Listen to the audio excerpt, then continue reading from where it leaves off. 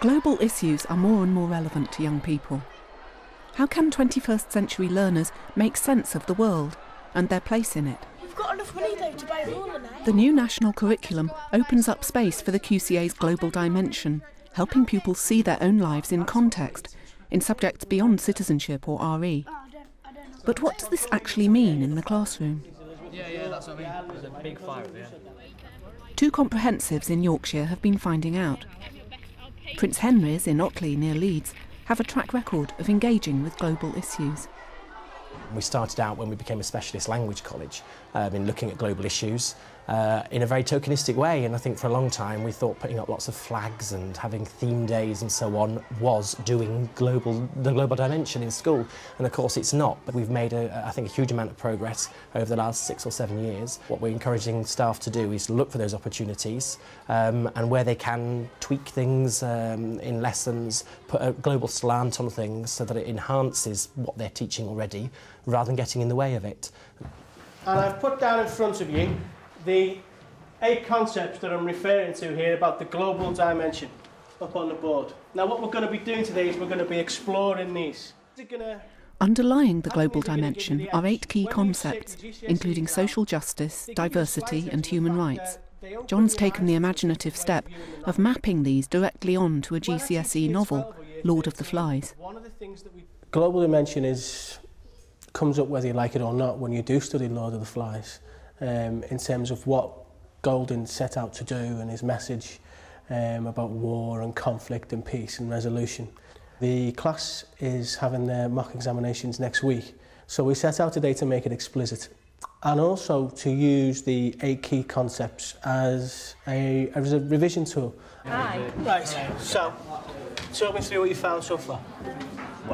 Well, conflict and resolution, we thought, well, first one. That's a pretty obvious thing. Throughout the whole of the novel, you get the conflict, but you don't necessarily get the resolution. There never seems to be there's always conflict, even if it's like the smallest things between them. They can never sort it out. They can never finish it. What about sustainable development then? Can you find in relation to the novel? When they made the mistake of killing the pig, the mother pig. Okay. And in what sense does that harm them? Well, it's not that because they've killed the mother pig. There's going to be no more. Yeah. In the future, for them, so it's just that one. Ties in nicely with the sustainable development. Okay. John's found he can work with all the key concepts, but can this happen in all subjects? I don't think it's as simple as sort of saying we've got these 8 key concepts and we're going to, do this across the school and choose where we're going to do each thing. It's really looking at opportunities, identifying those and then exploiting them. I think the way not to do the global dimension is for me to sit down with a big plan of the curriculum and to allocate different parts of the global dimension to different departments and say, right, please can you do this, please can you do that, off you go. I think that would be an absolute disaster if staff aren't engaged and on board, and I'm not the subject expert, they are. Creative lessons with a global dimension take planning and specialist knowledge. At Meadowhead School near Sheffield, teachers from different departments are meeting their advisor from Leeds Development Education Centre. It's not helpful if subject areas feel they have to do everything, tick all the boxes religiously.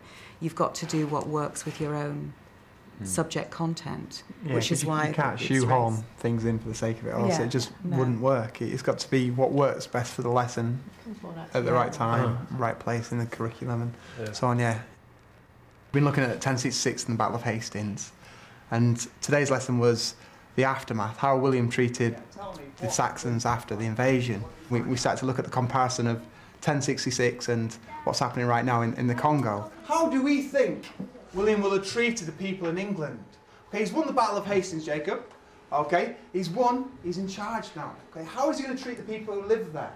If I was William the Conqueror, I would blackmail everybody or kill everybody who doesn't obey his rules. Because you're showing quite clearly you're in charge, X and hands down. We're running out of time, everyone. Stuart's Year 7 have been comparing the Norman invasion of England with current events in the Congo to consider human rights and the effects of conflict on ordinary people.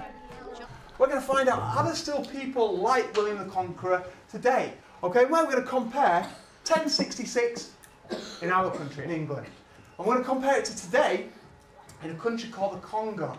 Any ideas? Where might the Congo be? In Africa or Australia. First one is right. Well done. Africa. Oh, hang on. Now that one is... And then they just compared, just small, like little case studies of people living in 1066 with people living now in the Congo, and they just made comparisons and said, well, that family's had lost their brothers and husbands, and that happened exactly in the same way in 1066, and they drew parallels from the two times, and then discussed, you know, the similarities, especially between the two men responsible. General Nkunda is probably a very powerful soldier, and King William is the King of England, so they've both got really big rights. Yeah, definitely, they've both got power.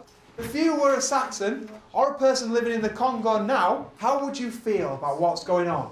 I would feel like a badly treated animal. I think we'll basically look at it more now from a personal angle. So they're looking at how people are feeling, how they would feel if it was them living there, how these people's actions have affected just everyday life. I would feel gutted and upset. Okay, why?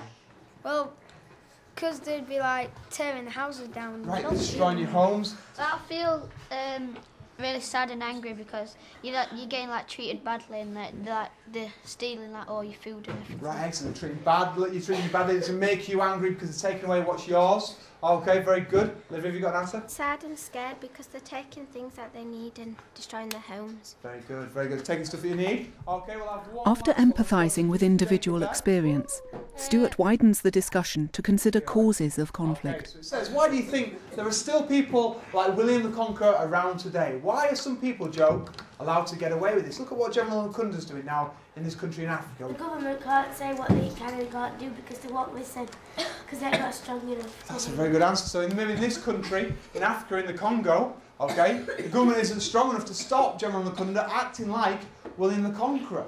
Very good, very good. They really started to pick up on the fact that not really much had changed over the 1,000 years, and it was still to do with men wanting power, and it didn't really matter where it happened in the world, it would still happen if there wasn't someone to prevent these people from doing these things. What year group was it again? Year 7. So you didn't do a sort of link into the United Nations and to who might prevent it happening? To be honest, I was very conscious of keeping it a personal kind of level. So you're looking at individuals, you know, this is how it's affected my life, this is what they've done to my family.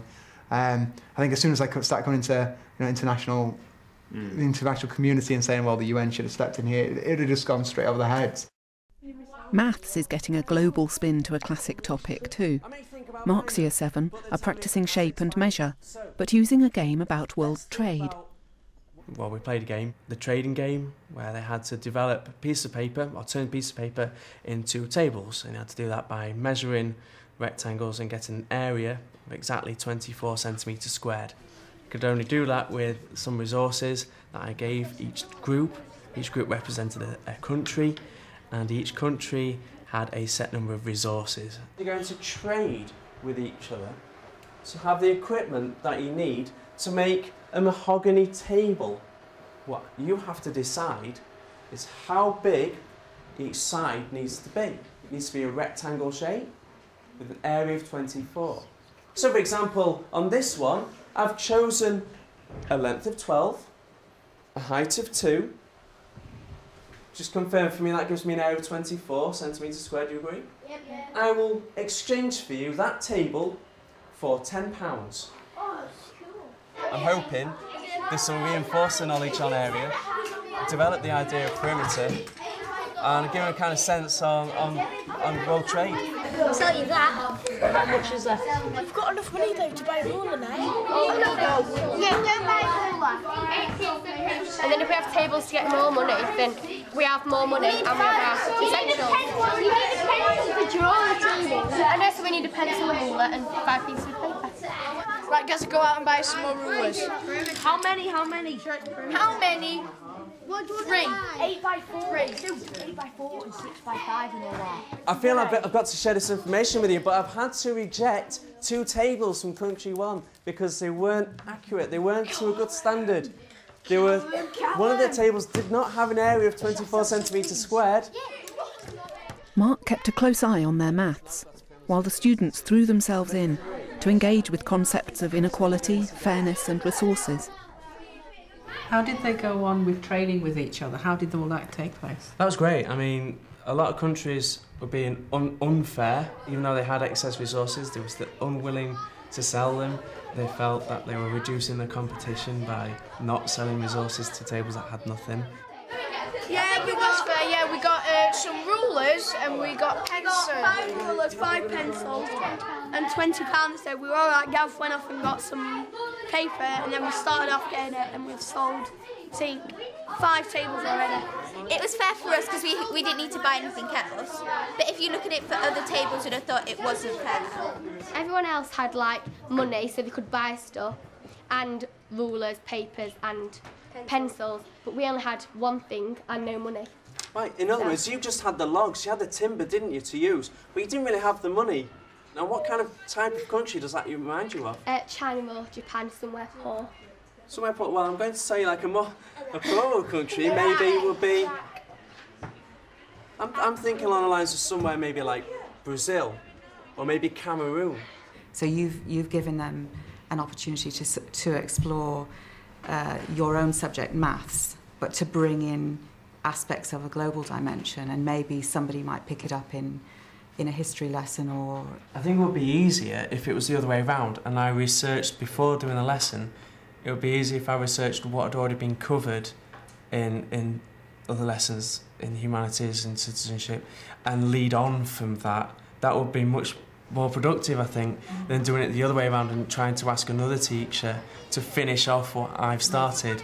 And if I was going to plan a lesson like that again, which I will do, I would certainly look into what has been covered so I can have a more effective discussion afterwards. So yeah, you need to tell people, look, this is what we're doing, this is how well it's worked, have a go yourself kind of thing. These are the lesson plans we've done. This is how just to let people know that, you know, this isn't just another idea that's come along from someone just for the sake of it. It's something that actually does work if you do it properly. Trying to choose these 8 concepts, trying to place them in your topic, it's very, very difficult. Yours has probably been the most difficult one to actually do, but I also think you've come up with some of the most kind of innovative ideas, that's the word we're looking for, because you had to. Meadowhead teachers are collaborating across departments towards a coherent strategy. Prince Henry's have had longer to build their integrated approach, but the purpose is the same. Creating a curriculum that's relevant to young people's lives in the real world, so they can play an active role as global citizens. All the issues that happen on the island happen in the world, so it is just a mini sort of world with the issues that we have today. These things naturally just arise and you deal with them because they're important. This idea of I am a member of a global community and getting people to look wider than the small community that they live in. This thing, the global dimension, it's one of those phrases, isn't it? What does it mean? It's making it explicit, really, and the fact that we don't live in isolation and that our part in the bigger world is relevant to everything we do in school and in life.